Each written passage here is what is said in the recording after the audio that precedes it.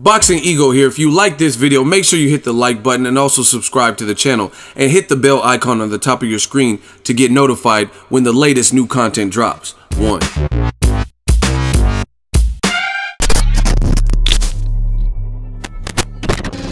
well, I'm glad you're over here, and I'm glad you mentioned your son, because like I said, I know you're respectful people, but we're seeing another side of your son right now. It's like he's getting enough of these your Thurmans and your guys ducking. Guys, you know, prolonging the fights, and he really wanted everybody to know. He wanted Danny to know, you know, you've came here, you've had a good fight tonight. You don't have to look for anyone in your next fight. You don't have to make any phone calls. You don't have to check around. I'll be ready to fight you.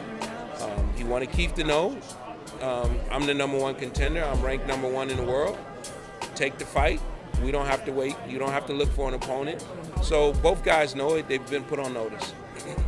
What do you think to the casual fans? Because I've noticed a lot of people going at Shawn Porter for not chasing Errol Spence Jr., but then they don't look into the fact he's not even in the IBF rankings right now, is he? No, we're not in the IBF rankings. There's absolutely no reason to chase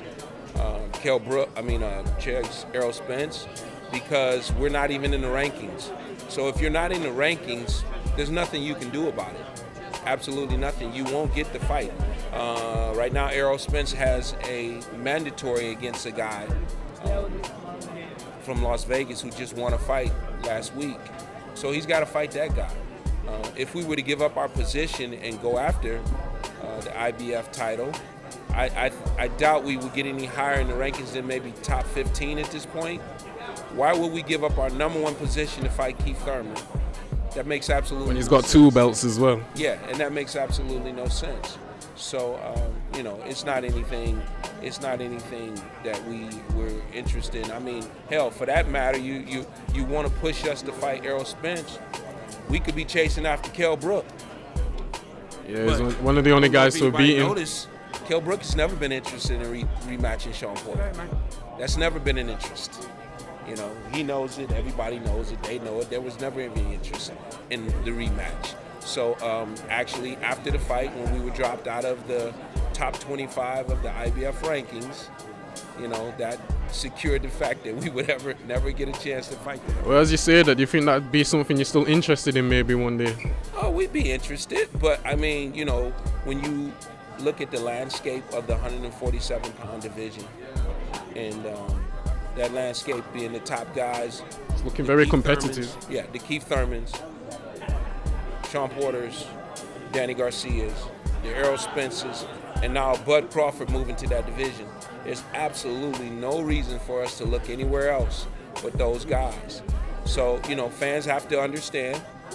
They have to be at least logical. If you had a job working for a company and you were CEO of that company, you wouldn't leave that company and go to another company and start from the ground floor and take that paycheck. You wouldn't do that.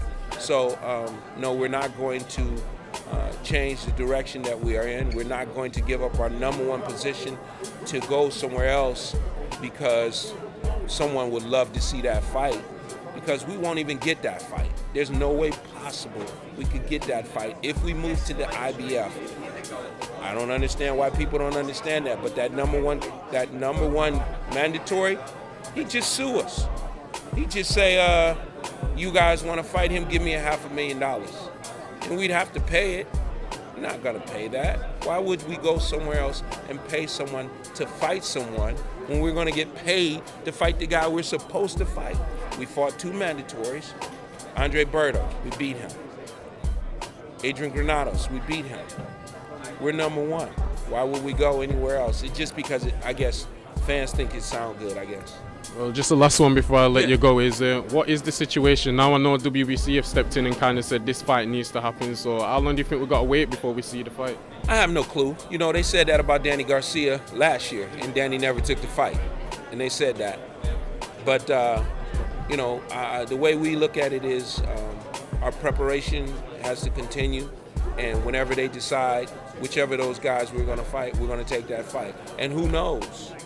I don't know, but who knows? Maybe we'll wind up fighting Errol Spence before anybody else does if those guys aren't interested in it.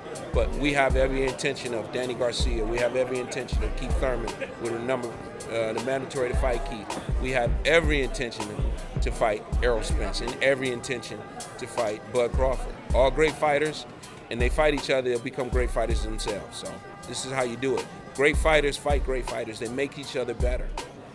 So it has nothing to do. I know Danny, I know Keith, I know Errol, all those guys personally. Bud Crawford, I've known him since he's 14 years old. All those guys want to be great. They all want to fight each other. It's just a business that has to be worked out, and after the business is worked out, then they're going to get those opportunities. We look forward to our opportunity. Kenny, thank you for your time, man. Thanks, I'll man. let you get off, man. Go to my man's jerk chicken. Barry's Kitchen. Barry's Kitchen. That's where you need to go, man. I'm telling you, I'm headed there today. I'm not even wasting time, look. There's the number for you. Yeah, I'm headed there today. See, Make sure you take that number down. Vouchers or something? no, all we're gonna do is come in there and support. No, I found the head. I found the head is waiting for your call.